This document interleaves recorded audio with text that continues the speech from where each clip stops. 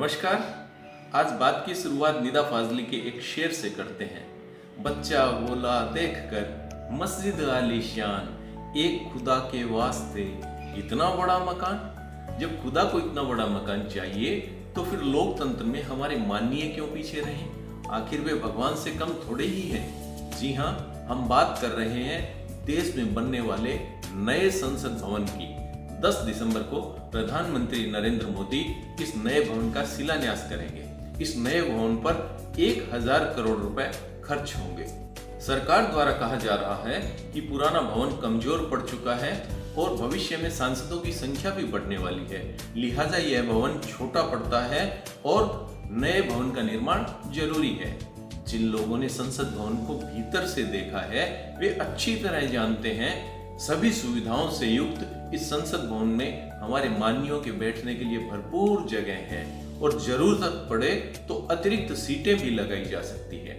ऐसे में सवाल उठता है कि केंद्र सरकार आखिर 1000 करोड़ रुपए खर्च कर नया संसद भवन क्यों बना रही है? यह 1000 करोड़ का बोझ माननीय सांसदों पर नहीं बल्कि देश के हर उस नागरिक पर पड़ने वाला है जो ईमानदारी से टैक्स देता है। एक तरफ सरकार कोविड संकट काल में उपलब्ध संसाधनों के सदुपयोग की बात करती है, वहीं खुद की सुविधाओं पर होने वाले खर्च को बेहद जरूरी बता रही है। हम सरकार द्वारा खर्च किए जाने वाले इस नए 1000 करोड़ रुपए के प्रोजेक्ट के औचित्य की पड़ताल करें। इससे पहले आइए अपने विद्यमान संसद भवन को जान लेते हैं। भारतीय संसद भवन को दुनिया भर की शानदार इमारतों में शुमार किया जाता है। वास्तव में यह वास्तुकला का एक उत्कृष्ट नमूना है जिसकी तुलना विश्व के सर्वोत्तम विधान भवनों के साथ की जा सकती है।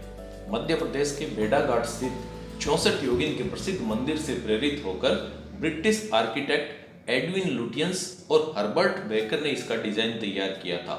83 लाख रुपए की लागत से 1927 में बना यह विशाल वृत्ताकार भवन लगभग 6 एकड़ में फैला हुआ है। इसके गोलाकार केंद्रीय कक्ष के गुंबद को विश्व के भव्यतम गुंबदों में से एक माना जाता है। इस गुंबद का व्यास लगभग 100 फुट है। लोकसभा कक्ष का फ्लोर एरिया ही लगभग 4800 वर्ग फुट है। इस भवन में एक विशाल केंद्रीय कक्ष है जिसमें प्रवेश द्वार के ऊपर संस्कृत का श्लोक अंकित है।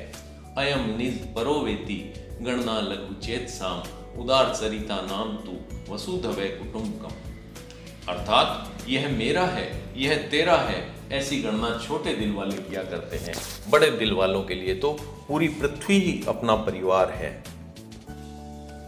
केंद्रीय कक्ष से सटे हुए लोकसभा, राज्यसभा और ग्रंथालय के 3 कक्ष हैं। इन तीनों के चारों ओर एक 4 मंजिला वृत्ताकार इमारत बनी हुई है। इसमें मंत्रियों, संसदीय समितियों के सभापतियों और पार्टी के कार्यालय हैं।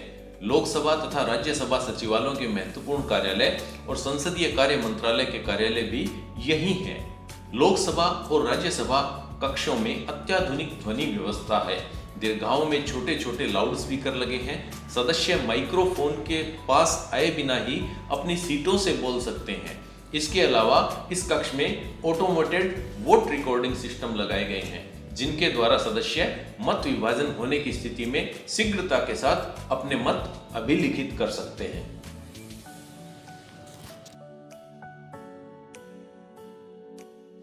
हमारे माननीय लोकसभा अध्यक्ष ओम बिरला इस नए भवन को आत्मनिर्भर भारत का प्रतीक बता रहे हैं, जबकि तथ्य यह है कि पुराने भवन का निर्माण भी भारतीय संसाधनों द्वारा ही किया गया था। इसका डिजाइन भले ही विदेशी वास्तुकारों ने बनाया हो, लेकिन निर्माण के समस्त संसाधन भारत भूमि से ही जुटाए गए थे। लगभग 2000 भारतीय श्रमिकों ने 7 साल तक अंत तक अपना पसीना बहाकर इस संसद भवन को खड़ा किया था। चूंकि सभी राजनीतिक दलों के नेताओं को अत्याधुनिक सुविधाएं चाहिए, इसलिए उन्होंने इस मुद्दे पर चुप्पी साध ली है। किसी एक भी माननीय ने यह सवाल नहीं उठाया कि कोविड संकट काल में इस निर्माण से कहीं ज्यादा जरूरी आम आदमी के लिए स्वास्थ्य सुविधाएं विकसित करना है। इसलिए सरकार को नए संसद भवन की बजाय पहले देश में स्वास्थ्य पर 1000 करोड़ रुपए के फंड को खर्च करना चाहिए। जरूरतों के मुताबिक नया भवन अवश्य बनना चाहिए, लेकिन जब घर में चूहे खेल रहे हों, जनता महंगाई के बोझ तले दबती जा रही हो और कोविड-19 से होने वाली मौतों का आंकड़ा निरंतर बढ़ता जा रहा हो, तब नए संसद भवन के निर्माण पर सवाल उठाना वाजिब है। आइए लगे हाथों इस नए प्रोजेक्ट की भी पड़ताल कर लेते हैं।